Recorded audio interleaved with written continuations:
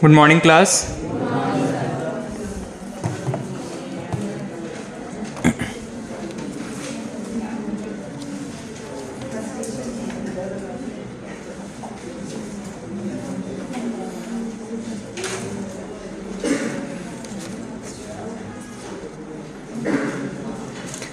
गरीबी का दुष्चक्र सिद्धांत किसने दिया था? Vicious cycle of poverty. गरीबी का दुष्चक्र सिद्धांत किसने दिया था?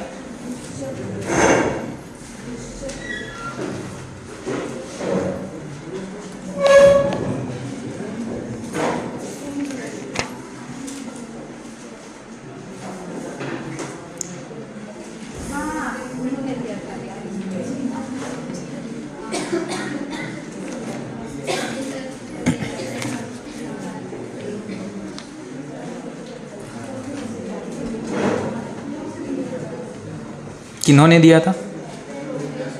उन्होंने रेगनर नक्स या नक्स एक ही जगह, ठीक। एक शब्द हमने पढ़ा था चक्रीय बेरोजगारी। चक्रीय बेरोजगारी किसको कहते हैं? Cyclic unemployment.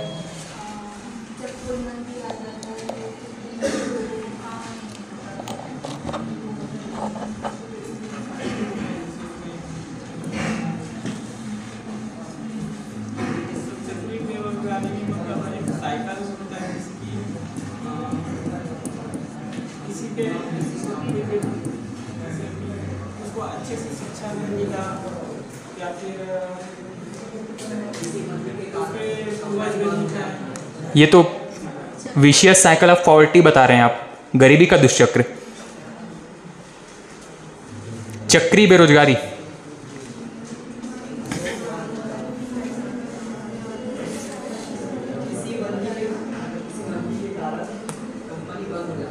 हाँ ठीक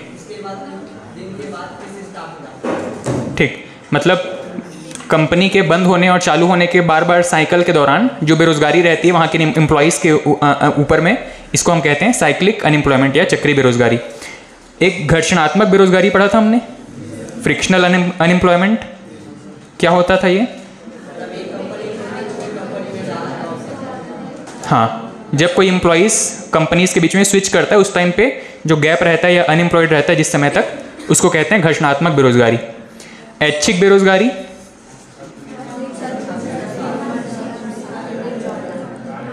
ठीक, मार्केट में जॉब अवेलेबल भी है, उसके पास योग्यता भी है काम करने की, पर चाहता ही नहीं है काम करना। मनरेगा कार्यक्रम कब शुरू हुआ था? मतलब नरेगा कब शुरू हुआ था, फिर मनरेगा कब बना था? 2005-06 में नरेगा शुरू हुआ था और मनरेगा कब बना था? 2009 में।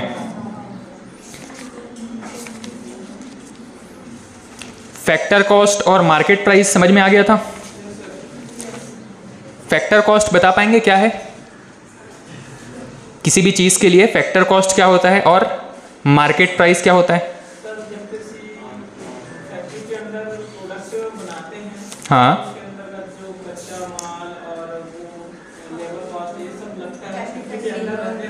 हाँ ठीक,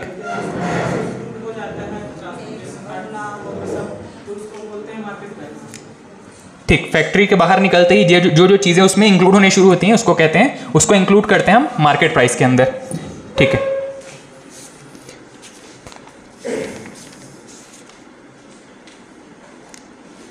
प्रति व्यक्ति आय किससे नापा जाता है? जीडीपी, जीएनपी, एनएनपी या एनडीपी?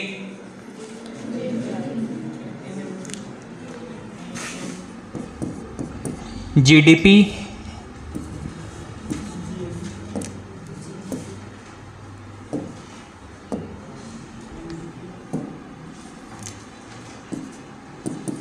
जीडीपी, जीएनपी, एनडीपी और एनएनपी, इनमें बेसिक डिफरेंस तो आपको पता है। इसमें भी हर एक चीज़ को हम दो तरीके से कैलकुलेट कर सकते हैं। जीडीपी को फैक्टर कॉस्ट पे भी कैलकुलेट किया जाता है और मार्केट प्राइस पे भी कैलकुलेट किया जाता है। उसी तरीके से जीएनपी को भी फैक्टर कॉस्ट पे और मार्केट प्राइस पे, एनडीपी फैक्टर कॉस्ट और NDP market price, NNP factor cost और एनएनपी मार्केट प्राइस। इनमें से, इन 8 में से किसको यूज किया जाता है जब आप किसी देश की पर कैपिटा इनकम या नेशनल इनकम निकालते हैं, राष्ट्रीय आय निकालते हैं? राष्ट्रीय आय निकालने के लिए आपके पास 8 ऑप्शन है, इसमें से किसको यूज करते हैं?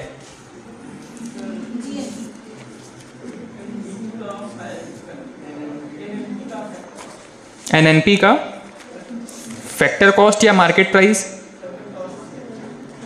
एनएनपी का था या एनडीपी का था?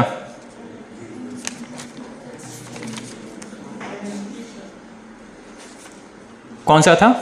चलिए, एक ऑप्शन आ गया है एनएनपी फैक्टर कॉस्ट। और कोई कुछ दूसरा ऑप्शन रखना चाहेंगे एनएनपी फैक्टर कॉस्ट के अलावा राष्ट्रीय आय निकालने के लिए?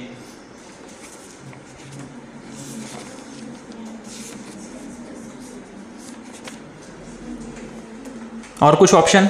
यही है, यही है। पलटो पीछे, कॉपी पलटो, क्या लिखा था आपने?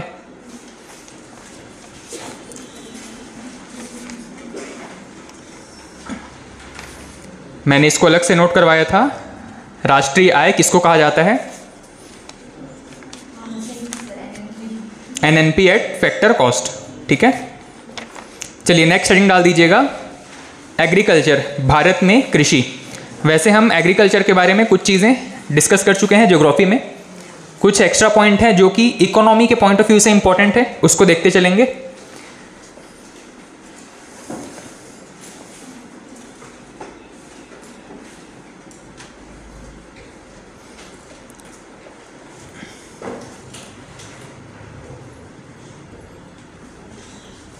चलिए, सबसे पहले बताइएगा मौसम के आधार पर कृषि को कितने प्रकार में बांटा गया है? जो इंपॉर्टेंट है वो मैं नोट करवा दूंगा, अभी आपको जो पता है वो बताते चलना।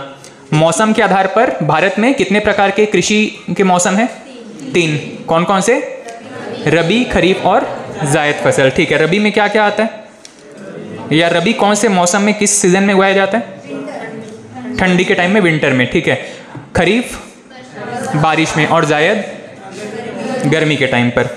उपयोग के आधार पर, यूजेज या फिर इकोनॉमी में कंट्रीब्यूशन के बेस पर हम इसको 2 टाइप में पढ़ते थे, एक था खाद्यान्न फसल और एक था नकदी फसल। ठीक है, खाद्यान्न मतलब जो सिर्फ अपने खाने के लिए कोई किसान उगा रहा है, और नकदी फसल जो बेचने के पर्पज से, कमर्शियल पर्पज से उगाया जा रहा है। गन्ना कैसी फसल है?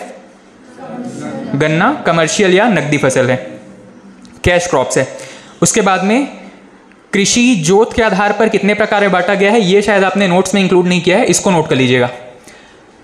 ठीक है, सबसे पहले हेडिंग डाल दीजिएगा भारत में कृषि, और सीधे नोट करना शुरू कीजिएगा। पहला पॉइंट लिखिएगा, कृषि जोत के आधार पर, कृषि जोत के आधार पर, जोत या लैंड होल्डिंग, कितने एरिया में जुताई करता है कोई किसान। कृषि जोत के आधार पर वर्गीकरण,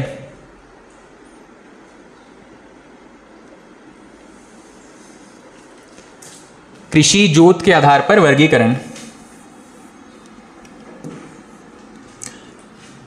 इसमें 5 टाइप की कैटेगरी हैं। सबसे पहला नोट कीजिएगा, सीमांत किसान। सीमांत,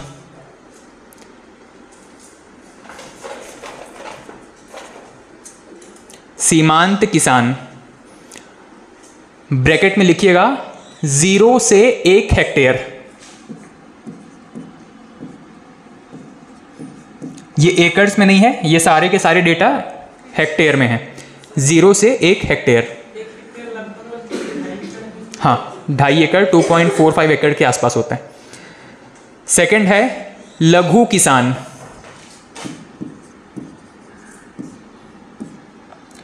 एक से लेकर के 2 हेक्टेयर।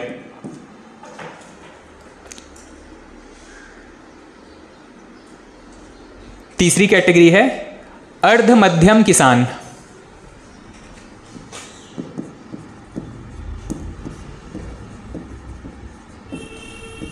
अर्ध मध्यम किसान 2 से 4 हेक्टेयर।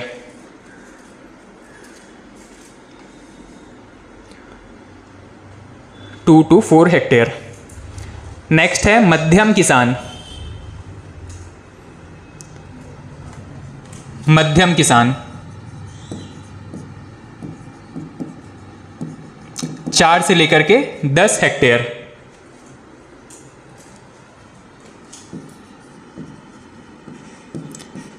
और सबसे लास्ट है वृहद किसान। वृहद किसान 10 हेक्टेयर से अधिक।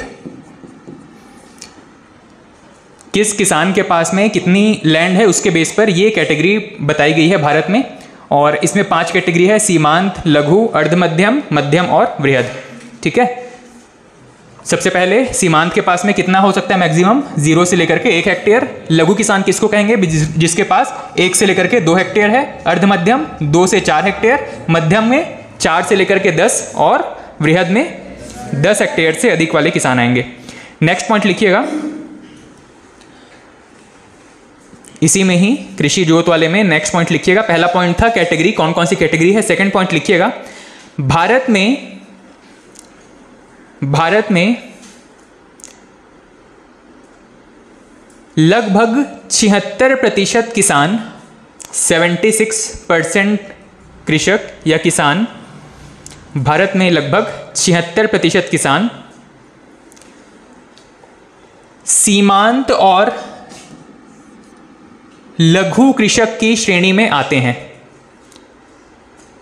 सीमांत और लघु कृषक की श्रेणी में आते हैं, मतलब 76% फार्मर्स ऐसे हैं जिनके पास मैक्सिमम 2 हेक्टेयर जमीन है। देश के लगभग 76% किसान लघु और सीमांत और लघु कृषक की श्रेणी में आते हैं। नेक्स्ट पॉइंट लिखिएगा, 1 हेक्टेयर बराबर 2.47 एकड़। 1 हेक्टेयर बराबर 2.47 एकड़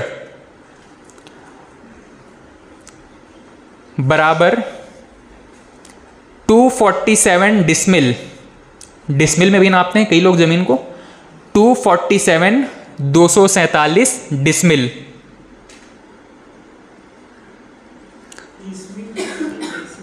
डेसिमल नहीं है भाई, डिसमिल, ये नाम नहीं सुने हैं। हाँ, डिसमिल एरिया के हिसाब से है और डेसिमल तो दशमलव को बोलते हैं। और ये जो 1 हेक्टेयर है यही आपके बराबर है 10,000 वर्ग मीटर। 10,000 वर्ग मीटर।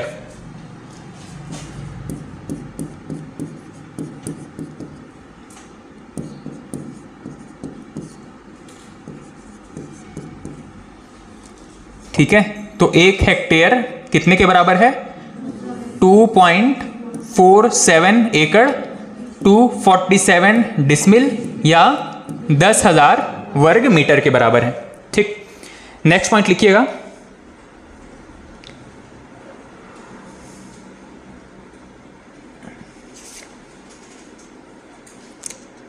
कृषि का वित्तीय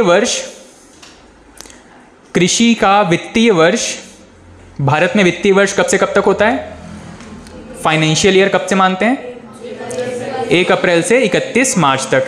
लिखिएगा इसमें, कृषि का वित्तीय वर्ष 1 जुलाई से 30 जून तक होता है। कृषि का वित्तीय वर्ष 1 जुलाई से 30 जून तक होता है। भारत में कोई और ऐसी संस्था है जो यही फाइनेंशियल ईयर फॉलो करती है, 1 जुलाई वाला? कौन सा? आरबीआई का भी फाइनेंशियल ईयर ऐसा ही होता है, 1 जुलाई से 30 जून वाला। ठीक है, बाकी उसके अंडर जो बैंक्स हैं उनका क्या होता है, 1 अप्रैल वाला होता है, 1 अप्रैल से 31 मार्च वाला। ठीक है, तो चाहे तो यहीं पे नोट कर लीजिएगा, आरबीआई का भी इसी प्रकार वित्तीय वर्ष है, या फिर ब्रैकेट में सिर्फ आरबीआई लिख लीजिएगा, उनका भी वित्तीय वर्ष या फाइनेंशियल ईयर ऐसा ही होता है, 1 जुलाई से 30 जून वाला। बाकी बैंक का 1 अप्रैल से 31 मार्च। नेक्स्ट पॉइंट लिखिएगा, भारत में जैविक कृषि प्रारंभ करने वाला प्रथम राज्य, भारत में जैविक कृषि प्रारंभ करने वाला प्रथम राज्य।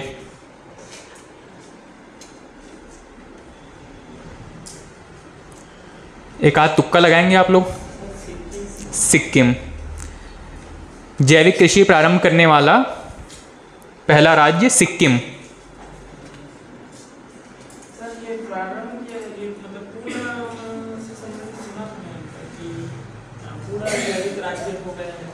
हाँ, प्रारंभ भी यही किया है। और जैविक कृषि का मतलब क्या होता है वैसे आप लोग को पता है? हाँ, केमिकल फर्टिलाइजर्स का यूज नहीं किया जाएगा। ठीक है,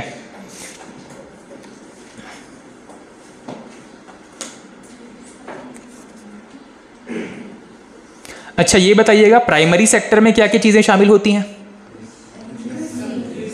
हाँ हाँ, खनन और उत्खनन, ये प्राइमरी में है या सेकेंडरी में है? प्राइमरी में है। ठीक है, यहीं पे से एक प्रश्न बनता है आपका। एक तो हम पढ़ रहे हैं प्राथमिक क्षेत्र। प्राथमिक क्षेत्र को और किस नाम से जानते हैं? कृषि क्षेत्र के नाम से। प्राथमिक क्षेत्र को ही कृषि क्षेत्र भी कहा जाता है। ठीक है, लेकिन यहीं पे एक और शब्द है, इसको हम कहते हैं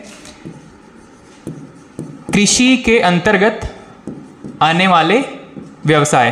कृषि के अंतर्गत। अब प्राथमिक क्षेत्र या कृषि क्षेत्र के अंदर देखा जाए तो खनन और उत्खनन भी शामिल है। खनन और उत्खनन दोनों शामिल हैं। प्राइमरी सेक्टर के अंदर ये शामिल है ना। लेकिन जब बात की जाती है कृषि के अंदर शामिल होने वाली चीजों की, तो यहां पे खनन और उत्खनन जो है वो शामिल नहीं रहता है। ठीक, इसी को ही एक पॉइंट में नोट कीजिएगा। नेक्स्ट पॉइंट लिखिएगा।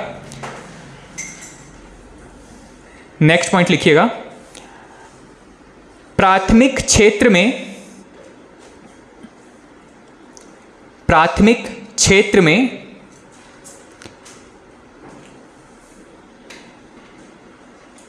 कृषि एवं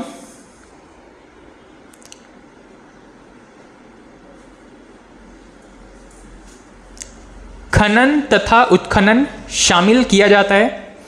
प्राथमिक क्षेत्र में कृषि एवं खनन तथा उत्खनन शामिल किया जाता है, जबकि कृषि से संबद्ध क्षेत्र में, कृषि से संबद्ध क्षेत्र में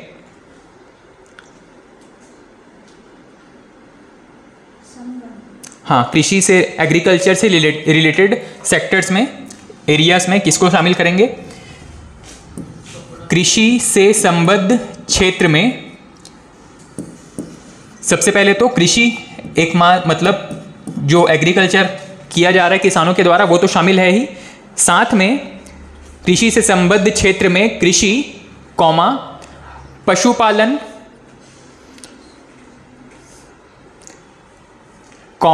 वानिकी, फॉरेस्ट्री, वानिकी, मत्स्य पालन,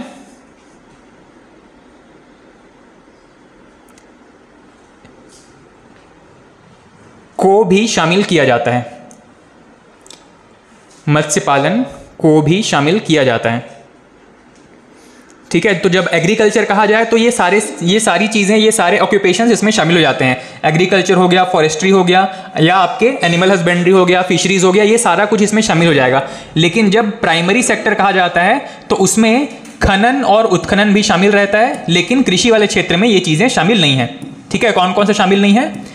खनन और उत्खनन, माइनिंग और एक्सकेवेशन जो है वो एग्रीकल्चर के अंदर शामिल नहीं है। लेकिन एग्रीकल्चर सेक्टर जब एज अ सेक्टर इसको काउंट करेंगे, प्राइमरी, सेकेंडरी और टर्शियरी सेक्टर के तौर पे, तब प्राइमरी सेक्टर के अंदर एग्रीकल्चर भी आता है, खनन और उत्खनन भी आता है। और एग्रीकल्चर कृषि के अंदर आने वाली ये सारी चीज़ें भी आ जाएंगी प्राइमरी सेक्टर में। लेकिन जब आप इंडिविजुअली कृषि के अंदर बात करो तो इसको छोड़ करके कृषि, वानिकी, एनिमल हस्बेंड्री, फिशरीज, ये सारा कुछ आएगा। ठीक। खनन और उत्खनन, खनन जो है वो डेप्थ कवर करेगा, उत्खनन जो है वो विड्थ कवर करता है। एक बेसिक डिफरेंस मैंने बताया था।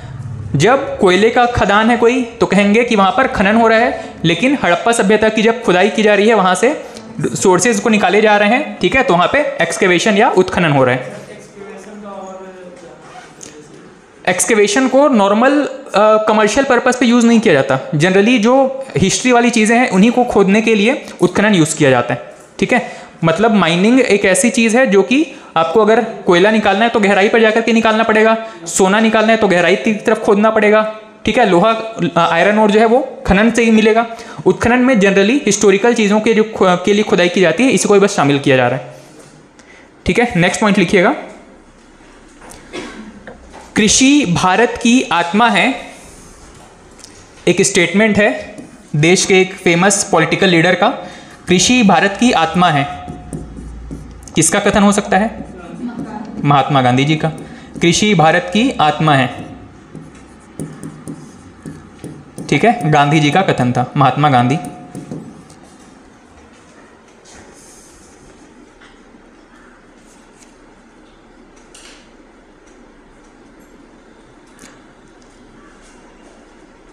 नेक्स्ट पॉइंट लिखिएगा। राष्ट्रीय किसान दिवस, राष्ट्रीय किसान दिवस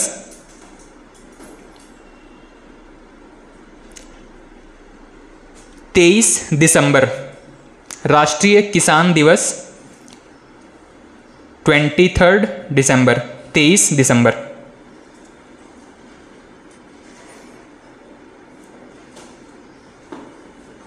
अच्छा, कुछ प्रीवियस क्वेश्चंस हैं, आप अटेम्प्ट कर लेंगे आराम से, बताते चलना। धान किस टाइप की फसल है? रबी, खरीफ, जायद? कोई नहीं, खरीफ फसल है। देश में कृषि का वित्तीय वर्ष कब से कब तक होता है? 1 जुलाई से 30 जून तक। कपास किस टाइप की फसल है? कमर्शियल है या कंज्यूमेबल है? कमर्शियल क्रॉप्स है, कैश क्रॉप्स है। इसके अलावा चाय किस टाइप की फसल है? हाँ, नकदी फसल है। और साथ ही इसको अगर विशेष कैटेगरी की बात करें तो बागानी फसल है। ठीक है, नेक्स्ट क्वेश्चन पूछा है। अच्छा, बागानी फसल में क्या क्या चीजें शामिल होती हैं? तो फल, फूल, सब्जी, ये सारे हार्टिकल्चर में शामिल किए जाते हैं। और एक प्रश्न पूछा है, रबी और खरीफ के बीच मध्यम कुछ छोटे समय के लिए जो फसल उगाई जाती है उसको क्या कहते हैं? जायद फसल।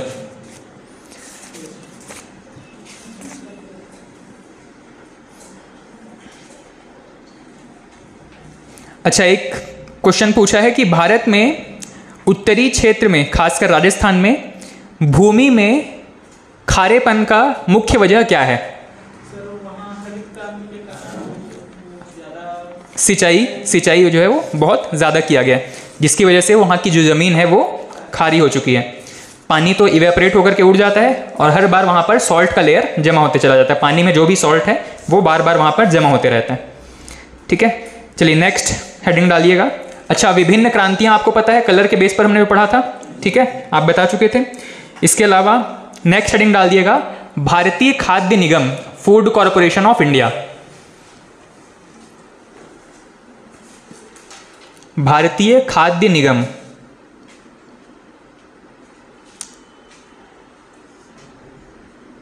इसकी स्थापना क्यों की गई होगी? भारतीय खाद्य निगम, हाँ, देश में फूड सिक्योरिटी इंश्योर करने के लिए, ताकि जो भी एक्स्ट्रा प्रोडक्शन हो रहा है उसको स्टोर करके रखा जा सके फ्यूचर में यूज के लिए। ठीक है, इसमें लिखिएगा पहला पॉइंट, गठन या फॉर्मेशन। एफसीआई का सबसे पहला है गठन।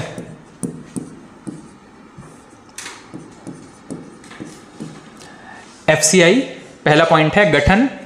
14 जुलाई 1965, 14 जुलाई 1965, 1965।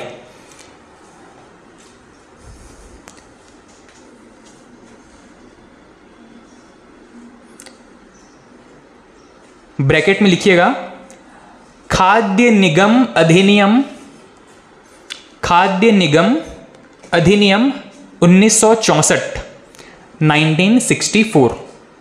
ठीक है, 64 में ये एक्ट पास हुआ था और 65 में एफसीआई का को इस्टेब्लिश किया गया था, गठन किया गया था।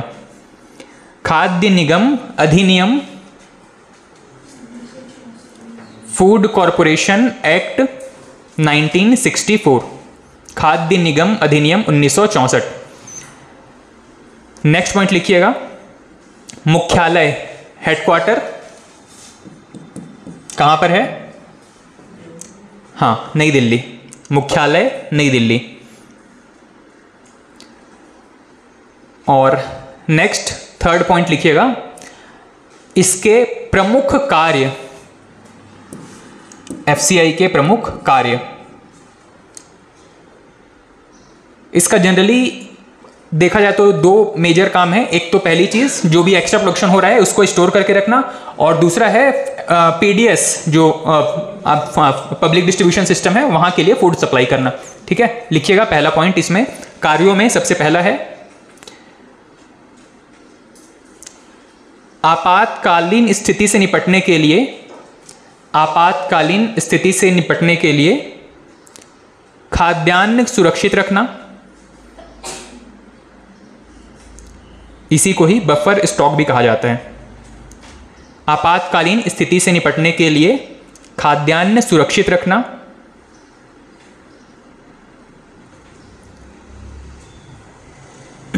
और दूसरा कार्य है, सेकंड है बफर स्टॉक।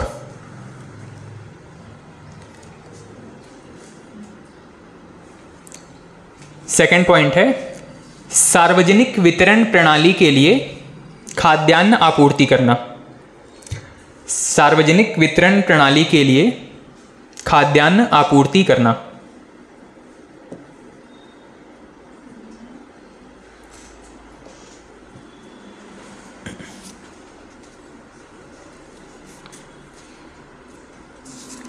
ठीक है, एफसीआई के ये दो प्रमुख कार्य हैं। अब हम बात कर रहे हैं एफसीआई के प्रमुख कार्य की, और एफसीआई में सबसे पहला कार्य है बफर स्टॉक मेंटेन करना। बफर स्टॉक कैसे मेंटेन करता है? साल के अंत में जब भी प्रोडक्शन कंप्लीट हो जाता है या फिर हार्वेस्टिंग कंप्लीट हो जाती है, किसान जो है वो अपनी फसल तैयार कर लेते हैं, उसके बाद में क्या किया जाता है, किसानों से उनकी फसल खरीदी जाती है। किस रेट पर? एक शब्द हमने पढ़ा है या पढ़ेंगे, MSP, minimum support price. Hindi में क्या कहते हैं इसको? न्यूनतम समर्थन मूल्य। ठीक है, न्यूनतम समर्थन मूल्य।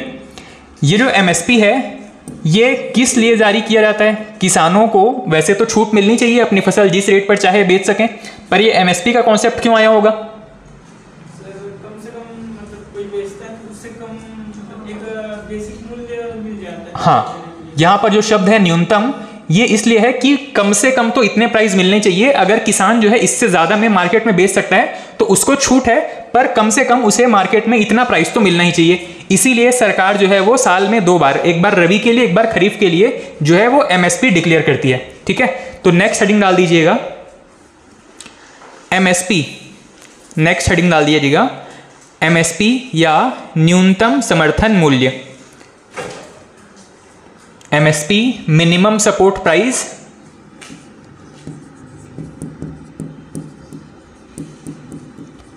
मिनिमम सपोर्ट प्राइस, इसी को कहते हैं न्यूनतम समर्थन मूल्य।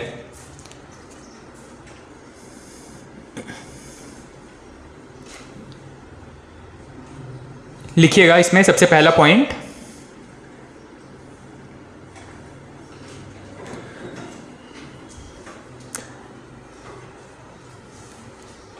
एमएसपी का उद्देश्य, एमएसपी का उद्देश्य किसानों को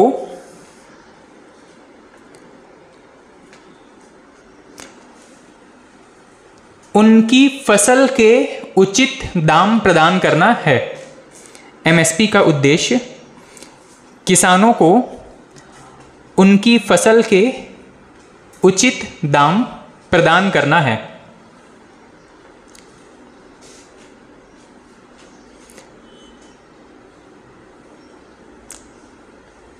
सेकंड पॉइंट लिखिएगा, प्रत्येक वर्ष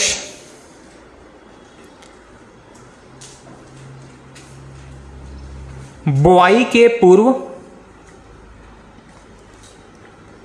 प्रत्येक वर्ष बुआई के पूर्व, फसल बोने से पहले ही, प्रत्येक वर्ष बुआई के पूर्व रबी और खरीफ हेतु एमएसपी जारी किया जाता है। एमएसपी जारी किया जाता है।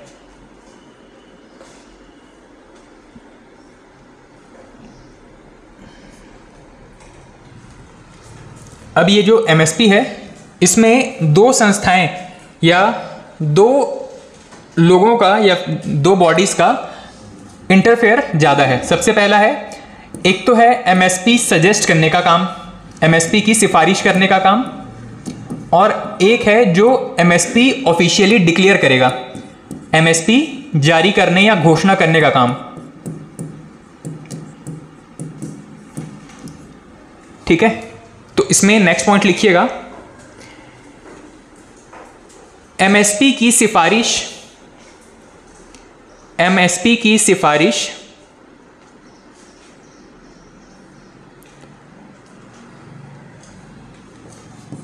CACP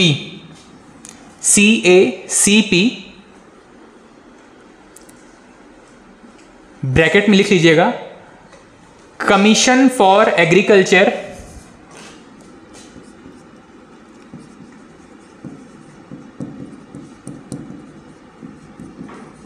commission for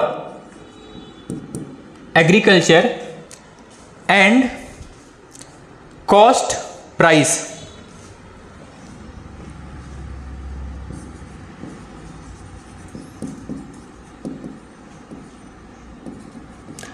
commission for agriculture and cost price. Hindi में इसको नोट कर सकते हैं, कृषि लागत एवं मूल्य आयोग, कृषि लागत एवं मूल्य आयोग। एमएसपी की सिफारिश CACP के द्वारा किया जाता है। नेक्स्ट पॉइंट, एमएसपी की घोषणा, एमएसपी की घोषणा केंद्र सरकार द्वारा की जाती है। एमएसपी की घोषणा केंद्र सरकार द्वारा की जाती है।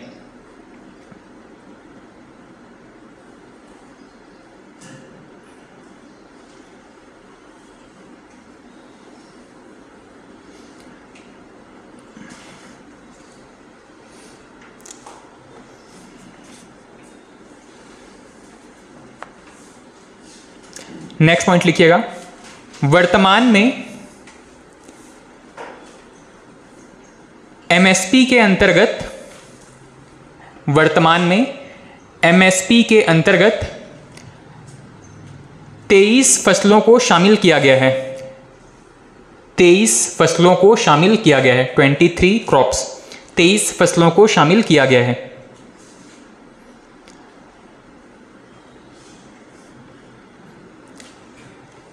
ठीक है, और ये 23 फसल कौन कौन से हैं इसको देख लीजिएगा। 23 फसलों को शामिल किया गया है। इसी में ही इस तरीके से पॉइंट में नोट कीजिएगा, 7 अनाज,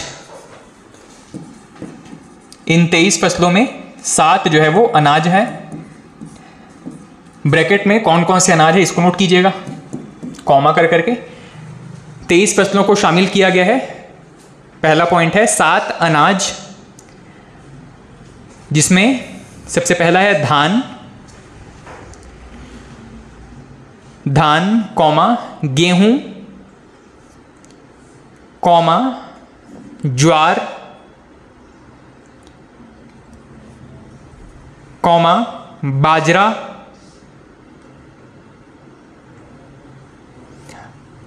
कॉमा जौ कॉमा रागी और सातवां है मक्का। धान, गेहूं, ज्वार, बाजरा, जौ, रागी, मक्का। ठीक है, ये 7 खाद्यान्न फसल हैं जिसके लिए एमएसपी जारी किया जाता है। अच्छा, एमएसपी जारी करने का मतलब जरूरी नहीं है कि सरकार उसको खरीदती भी है, लेकिन जारी जरूर किया जाता है इन 23 फसलों के लिए। ठीक है, नेक्स्ट है 5 दलहन फसल। 5 दलहन, 7 अनाज था, 5 दलहन।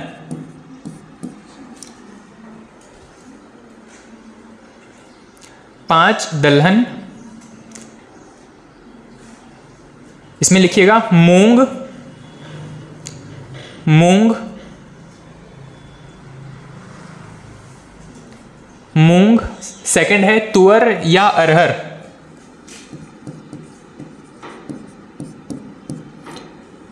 मूंग, सेकंड तुअर। नेक्स्ट उड़द,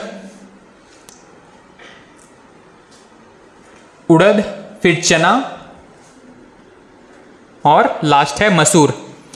मूंग, तुअर, उड़द, चना, मसूर।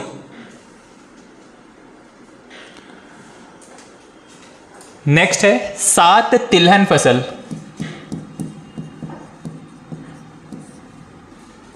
7 तिलहन।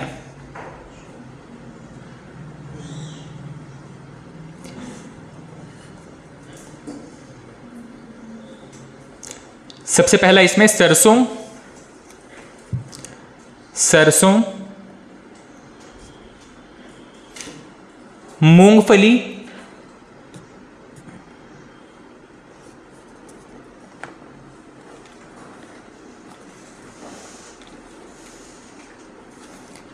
सोयाबीन,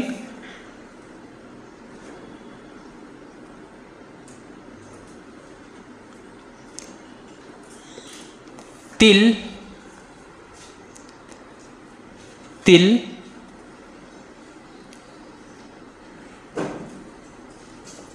नेक्स्ट है राम तिल। तिल के बाद में राम तिल, तिल उसके बाद में राम तिल।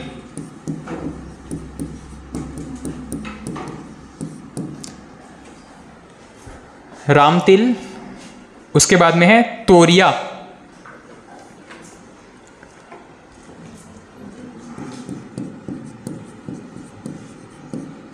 तोरिया।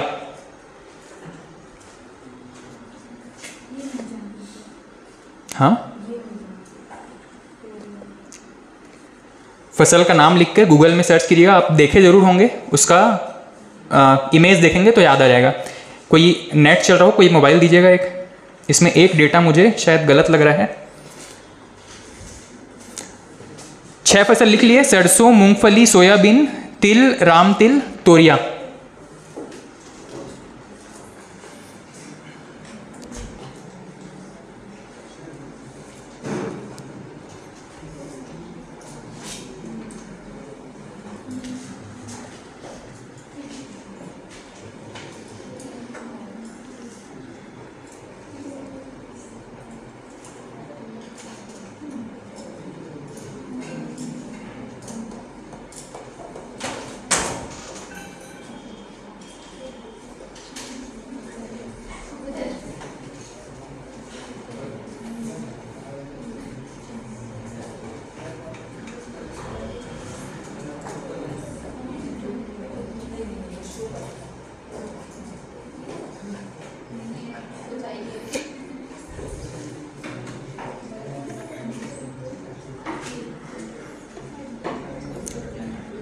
सरसों, मूंगफली, सोयाबीन, तिल,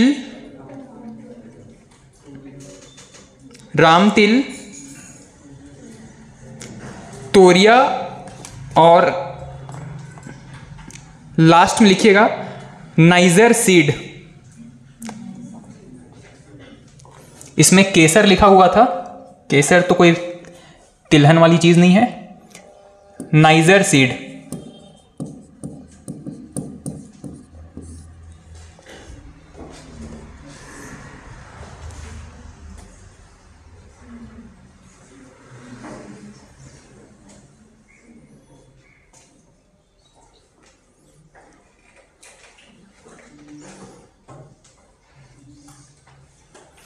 ठीक है, उसके बाद में नेक्स्ट है 4 वाणिज्यिक फसल।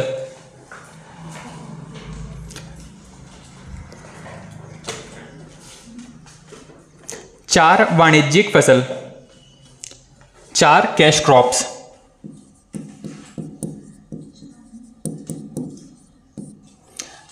कैश क्रॉप्स में है कोपरा, जो नारियल का बुरा होता है, कोपरा।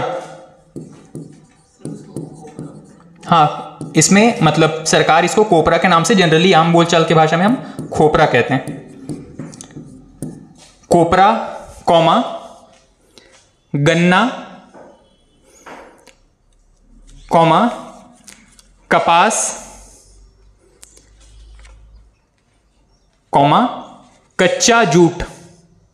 कच्चा जूट, जूट की बोरी होती है वही वाला जूट, कच्चा जूट।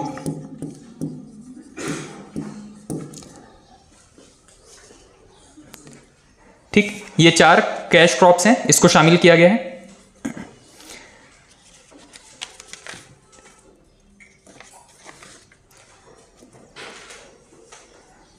चलिए, एमएसपी के बारे में ये कुछ इंपॉर्टेंट चीजें थी जहां से प्रश्न पूछा जाता है। कई बार इनमें से पूछा गया है कि इसमें से कौन सी फसल को दलहन में शामिल किया गया है या नहीं किया गया है, इस तरीके से। ठीक है, तो इनको 4 कैटेगरी में अलग अलग प्रकार से याद रखिएगा। नेक्स्ट हेडिंग डाल दीजिएगा, नेक्स्ट हेडिंग डालिएगा CACP, कृषि लागत एवं मूल्य आयोग। कृषि लागत एवं मूल्य आयोग,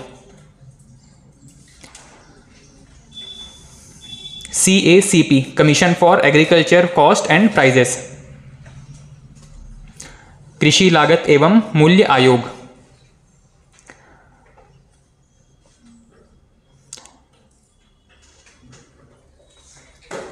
फर्स्ट पॉइंट लिखिएगा इसमें, 1 जनवरी 1965 को, 1 जनवरी 1965 को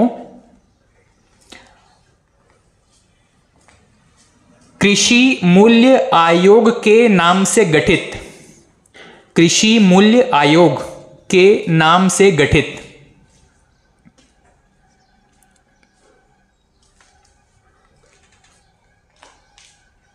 कृषि मूल्य आयोग के नाम से गठित।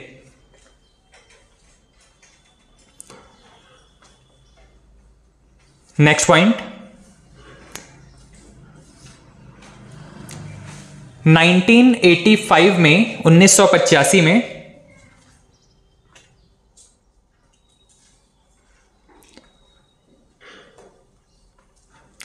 नाम परिवर्तन, नाम परिवर्तन ब्रैकेट में लिख लीजिएगा CACP, कृषि लागत एवं मूल्य आयोग। 1985 में नाम परिवर्तन, ब्रैकेट में लिख लीजिएगा CACP। ठीक है, तो इसका नाम CACP या कृषि लागत एवं मूल्य आयोग कब पड़ा है? 1985 में। गठन कब हुआ था एक्चुअली में? 1965 में। नेक्स्ट पॉइंट लिखिएगा,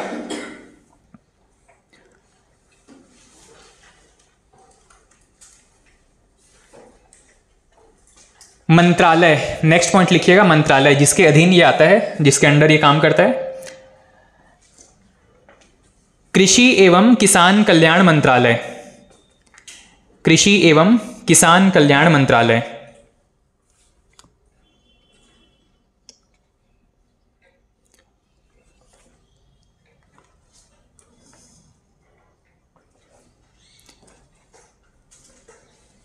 और नेक्स्ट पॉइंट लिखिएगा कार्य।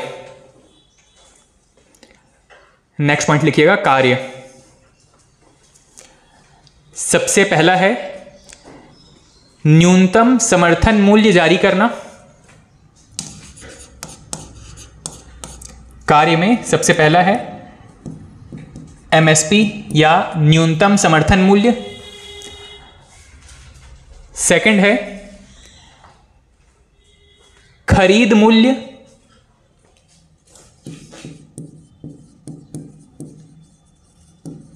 या प्रोक्योरमेंट प्राइस जारी करना। खरीद मूल्य या प्रोक्योरमेंट प्राइस जारी करना। और लास्ट है निर्गम मूल्य या इशू प्राइस, निर्गम मूल्य या इशू प्राइस।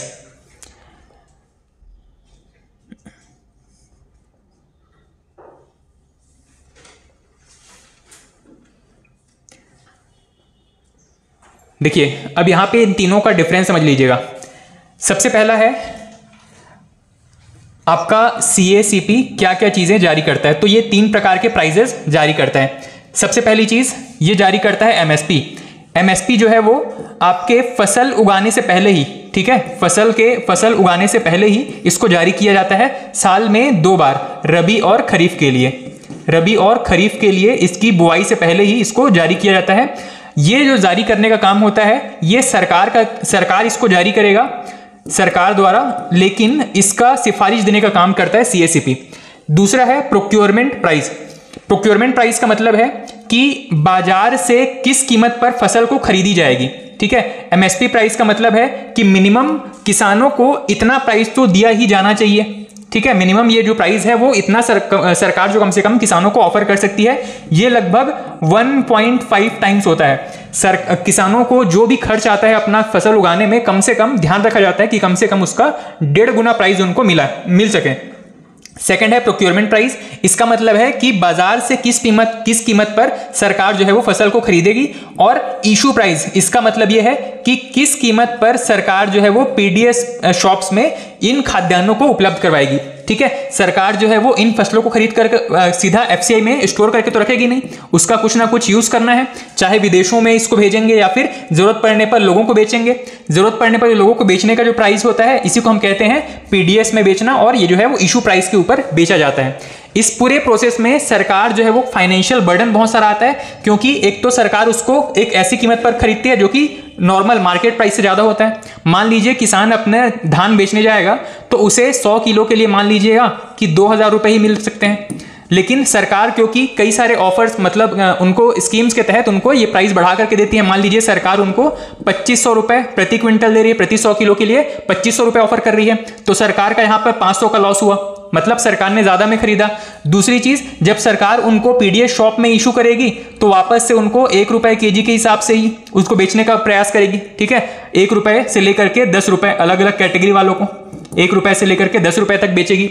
मतलब मान लीजिए अगर सरकार 10 रुपए किलो के हिसाब से बेच रही है तो उनको 100 किलो बेच करके भी कितना मिलेगा, 1000 रुपए मिल पाएगा, ठीक है। ये जो 100 किलो सरकार ने 2500 रुपए में खरीदा था, इसको बेचने के बाद भी सरकार को 1000 रुपए ही वापस मिल पाएगा, और इसके बीच में काफी सारा फाइनेंशियल लॉस हो गया। ये तो लॉस हुआ ही, साथ में उसको ट्रांसपोर्ट करने का ये खर्चा भी सरकार के ऊपर है, उसको स्टोर करने का, मेंटेन करने का, ये सारा खर्च भी सरकार के ऊपर होता है। और ये सारा कुछ किस लिए किया जाता है, क्योंकि भारत एक मिश्रित अर्थव्यवस्था वाला देश है। सरकार की जिम्मेदारी है लोगों को खाद्यान्न, एजुकेशन, हेल्थ केयर, ये सारा कुछ प्रोवाइड करना।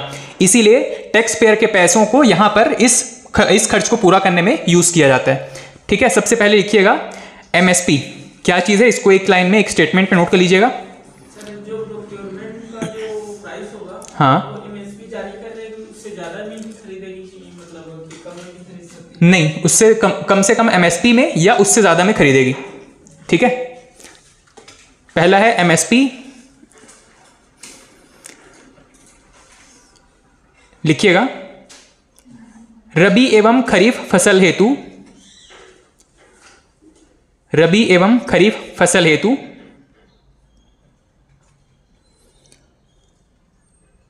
किसानों को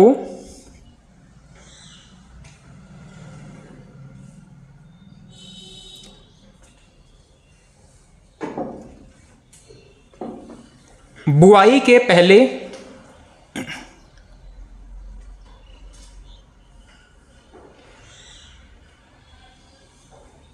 किसानों को बुआई के पहले प्रदान किया गया मूल्य, इतना ऑफर किया गया है किसानों को कम से कम कि आप अगर अपनी फसल उगाएंगे तो हम कम से कम इतने प्राइस में आपसे आपकी फसल खरीद लेंगे, इसको कहा जाता है MSP। सेकंड है प्रोक्योरमेंट प्राइस या खरीद मूल्य। बाजार मूल्य पर, इसमें लिखिएगा बाजार मूल्य पर खाद्यान्नों को खरीदकर, बाजार मूल्य पर खाद्यान्नों को खरीदकर भंडार गृह में सुरक्षित रखने हेतु, भंडार गृह में सुरक्षित रखने हेतु। और लास्ट है इशू प्राइस या निर्गम मूल्य, निर्गम मूल्य।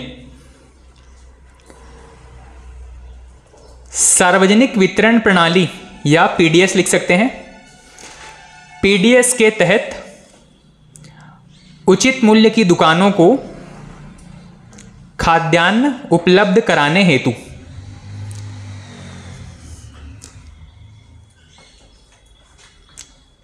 पीडीएस के तहत उचित मूल्य की दुकानों को खाद्यान्न उपलब्ध कराने हेतु। जैसे छत्तीसगढ़ में जब भारत सरकार के द्वारा मान लीजिए जो धान के लिए, जनरली धान के लिए दो प्रकार के प्राइस ऑफर किए जाते हैं। एक तो है धान सामान्य ग्रेड का और एक है जो अच्छी क्वालिटी के धान है जिसको कि ए ग्रेड के नाम से जानते हैं। तो दोनों के लिए अलग अलग प्राइस जारी किए जाते हैं केंद्र सरकार के द्वारा।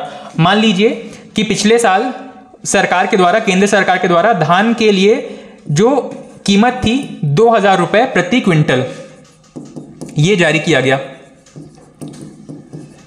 ये जो प्राइस है वो केंद्र सरकार देश के हर एक वर्ग के लिए, हर एक राज्य के लिए जारी करता है।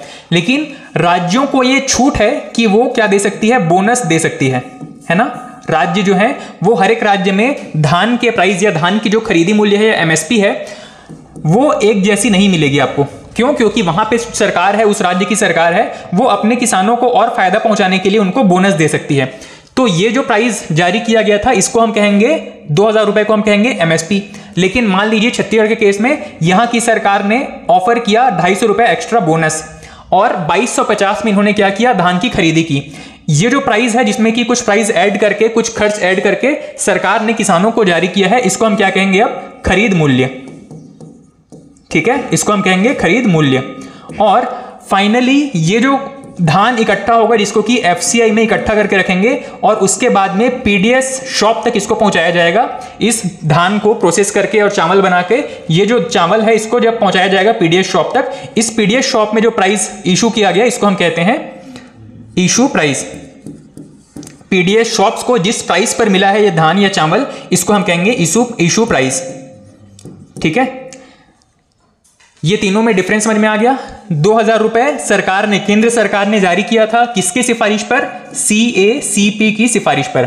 ठीक है, राज्यों ने क्या किया, उस पे अपने किसानों को थोड़ा और बेनिफिट देने के लिए कुछ एक्स्ट्रा प्राइस बढ़ा करके उससे खरीद किया। इसको हम कहेंगे आपका प्रोक्योरमेंट प्राइस या खरीद मूल्य। और उसके बाद में इसको खरीद कर वहां की उस राज्य की एफसीआई में स्टोर किया गया और स्टोर करने के बाद में पीडीएस शॉप तक इस चावल को पहुंचाया गया।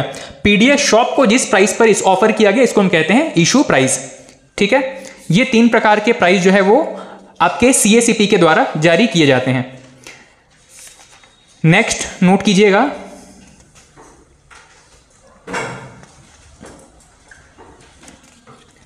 CACP के बारे में आपको पता चला, MSP के बारे में पता चल गया। नेक्स्ट नोट कीजिएगा,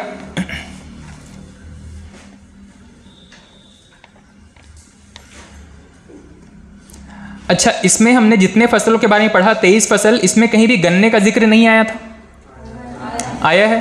गन्ने को किस में रखा गया था, किसमें, वाणिज्यिक फसल में। गन्ने के लिए जो प्राइस इशू किया जाता है इसको MSP के अलावा एक और नाम दिया जाता है। नोट कीजिएगा, नेक्स्ट पॉइंट नोट कीजिएगा, गन्ने के लिए जारी MSP को,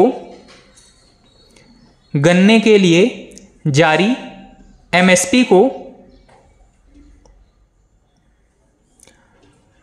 उचित एवं लाभकारी मूल्य भी कहा जाता है। सिर्फ गन्ने के लिए यह चीज है, गन्ने के लिए जारी MSP को उचित एवं लाभकारी मूल्य भी कहा जाता है।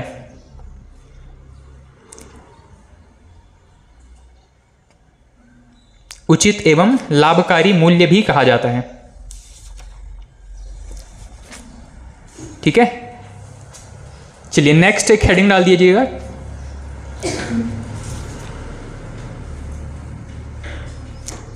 क्रांतियों के बारे में आपने पढ़ा है। हरित क्रांति के जनक किसको कहा जाता है वर्ल्ड लेवल पर? नॉर्मन बोरलॉग, और भारत में स्वामीनाथन। हरित, हाँ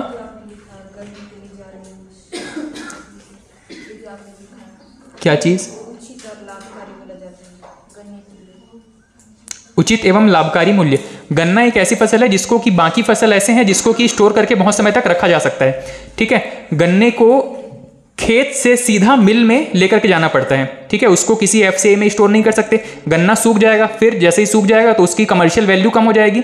उसको तुरंत ऐसे मिल्स में, जो कि जहाँ की शुगर प्रोसेस किया जाएगा, शुगर निकाला जाएगा, जिससे ऐसे मिल्स में तुरंत उसको इशू मतलब भेजा जाता है। उसके लिए एक अलग प्राइस जो अर्जेंट बेस पर उसको दिया जा सके, इसीलिए सिर्फ गन्ने के लिए प्राइस इशू किया जाता है। ठीक है, नेक्स्ट, हरित क्रांति शब्द का सबसे पहले प्रयोग किसने किया था? ऐसा कुछ पढ़े थे? चलिए नेक्स्ट हेडिंग डाल दीजिएगा, हरित क्रांति। इसमें कुछ ऐसे फैक्ट्स हैं जो कि हमने ज्योग्राफी में नहीं पढ़ा है। ज्योग्राफी में हमने सिर्फ किसने, इसके पितामह किसको कहा जाता है, भारत में किसको कहा जाता है, ये सब पढ़ा था। कुछ एक्स्ट्रा पॉइंट्स हैं जो कि इकोनॉमी के हिसाब से इंपॉर्टेंट है। नेक्स्ट हेडिंग डाल दीजिएगा, हरित क्रांति।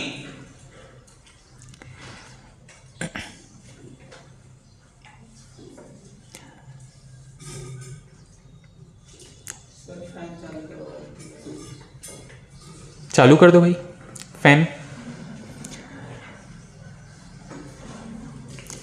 फर्स्ट पॉइंट लिखिएगा,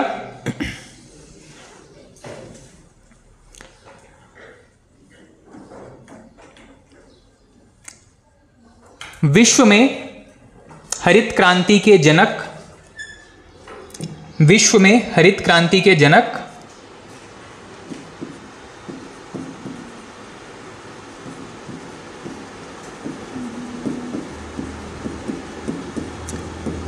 नॉर्मन बोरलॉग, और भारत में एमएस स्वामीनाथन। नेक्स्ट पॉइंट लिखिएगा,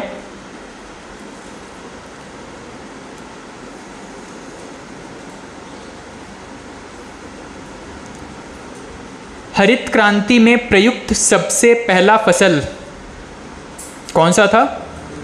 गेहूं। हरित क्रांति में प्रयुक्त सबसे पहला फसल गेहूं। गेहूं की फसल को जेनेटिकली मॉडिफाई करके इसकी प्रोडक्शन इंक्रीज की गई थी। नेक्स्ट पॉइंट,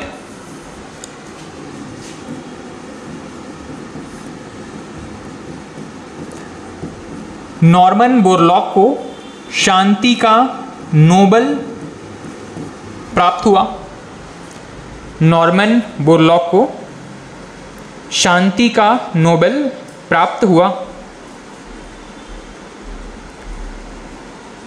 नेक्स्ट पॉइंट, हरित क्रांति शब्द के जनक, हरित क्रांति शब्द के जनक William Gaud.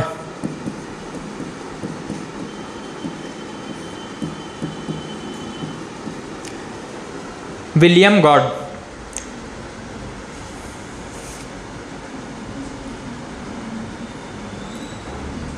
William Gaud.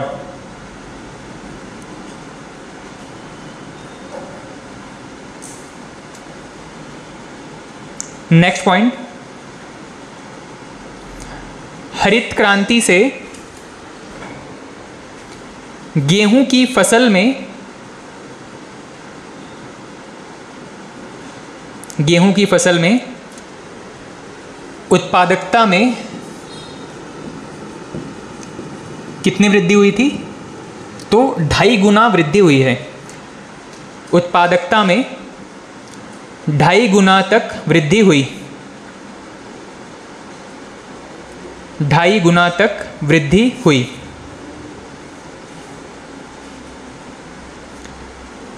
Next लिखिएगा द्वितीय हरित क्रांति, इसी में ही नोट कर लीजिएगा आगे नेक्स्ट पॉइंट करके, थोड़ा सा सेपरेट या थोड़ा सा स्पेस दे करके। द्वितीय हरित क्रांति ये भारत में ही प्रयोग किया गया शब्द है, द्वितीय हरित क्रांति। लिखिएगा द्वितीय हरित क्रांति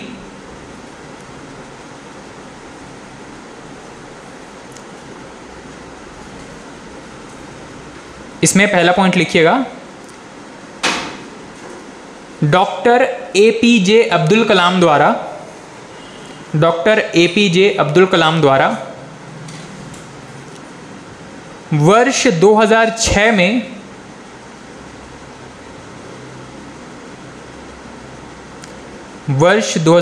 में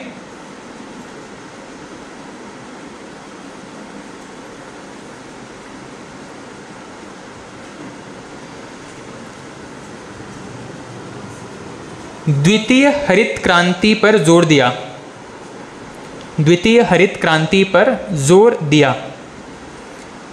डॉक्टर एपीजे अब्दुल कलाम ने वर्ष 2006 में द्वितीय हरित क्रांति पर जोर दिया। नेक्स्ट पॉइंट है इसका उद्देश्य प्रथम हरित क्रांति की कमियों को दूर करना था। इसका उद्देश्य प्रथम हरित क्रांति की कमियों को दूर करना था।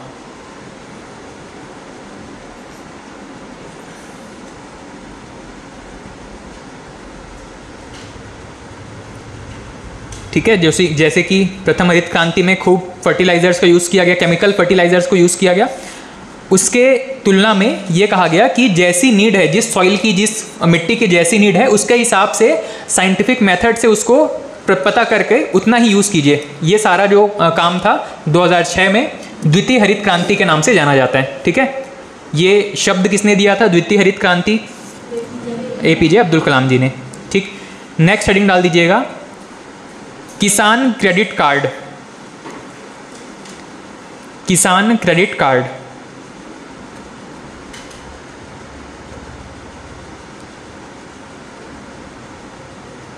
किसान क्रेडिट कार्ड ब्रैकेट में लिख लीजिएगा 1998-99 1998-99। ठीक है, एग्जाम में बस इतना सही पूछा गया है किसान क्रेडिट कार्ड योजना कब से शुरू की गई थी? 1998-99 से। ठीक, इसमें 2-3 पॉइंट और ऐड कर लीजिएगा जो वैसे इंपॉर्टेंट है, पूछे नहीं गए हैं पर इंपॉर्टेंट है। ठीक, पहला पॉइंट लिखिएगा किसानों को उनकी जमीन के अनुपात में, किसानों को उनकी जमीन के अनुपात में अल्पकालीन ऋण, शॉर्ट टर्म लोन, अल्पकालीन ऋण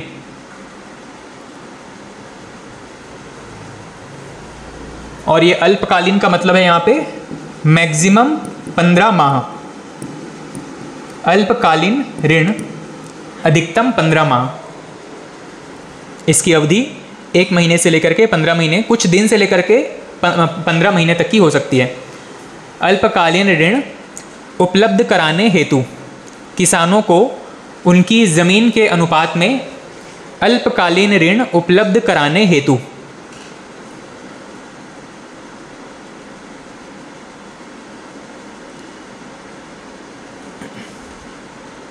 नेक्स्ट पॉइंट लिखिएगा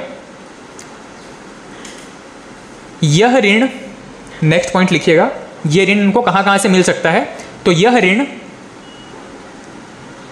सरकारी बैंक, सहकारी बैंक, कोऑपरेटिव बैंक्स, कॉमा ग्रामीण बैंक, कॉमा वाणिज्यिक बैंक इत्यादि से ऋण उपलब्ध कराया जाएगा, इत्यादि से ऋण उपलब्ध कराया जाएगा।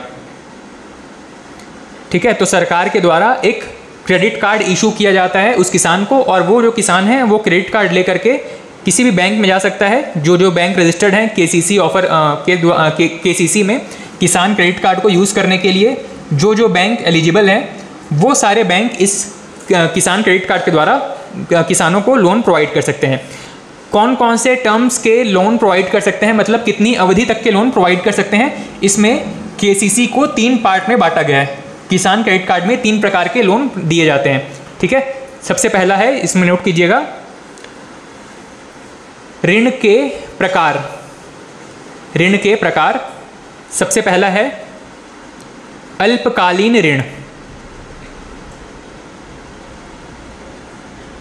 अल्पकालीन ऋण,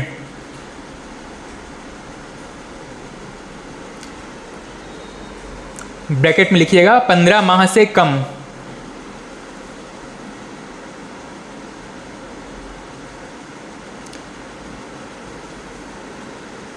सेकंड है मध्यकालीन ऋण। मध्यकालीन ऋण 15 माह से 5 वर्ष। 15 माह से 5 वर्ष। और नेक्स्ट है दीर्घकालीन ऋण। 5 वर्ष से अधिक। ठीक है, किसानों को ये 3 प्रकार के लोन दिए जाते हैं बैंक से। इसमें से जो सिर्फ पहला प्रकार है आपका अल्पकालीन वाला, केवल यही जो है वो केसीसी के द्वारा दिया जाता है, किसान क्रेडिट कार्ड से दिया जाता है।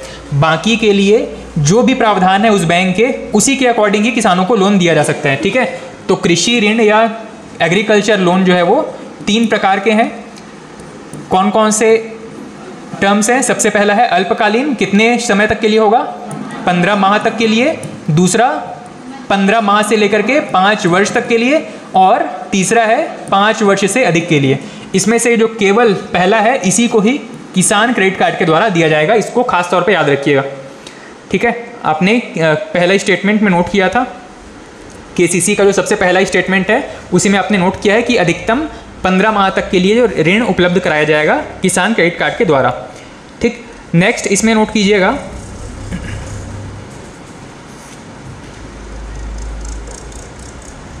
ठीक है, कौन कौन से बैंक इसको यूज़ कर सकते हैं वो सारा कुछ आपने देख लिया। अच्छा, किसान क्रेडिट कार्ड के द्वारा सिर्फ लोन नहीं लिया जाता, बल्कि कई बार ऐसे बीज वगैरह हैं या खाद वगैरह हैं, वहाँ पे जो बीज भंडार है या खाद भंडार है वहाँ पर जा करके सीधे ही उससे क्या करेंगे, अपना बीज या खाद ले लेंगे और अपना कार्ड स्वाइप करके उसको पे कर सकते हैं। ठीक, चलिए, एग्रीकल्चर वाले टॉपिक में लगभग इतनी चीज़ें थी, और जो बची हुई चीज़ें हैं खास करके फसलों के प्रकार और विभिन्न क्रांतियाँ, ये सारा कुछ हम ज्योग्राफी में पढ़ चुके हैं। तो दोनों को रेफ़र करके आप अपना ये ज्योग्राफी वाला टॉपिक कंप्लीट करेंगे। ठीक है, चलिए, थैंक यू।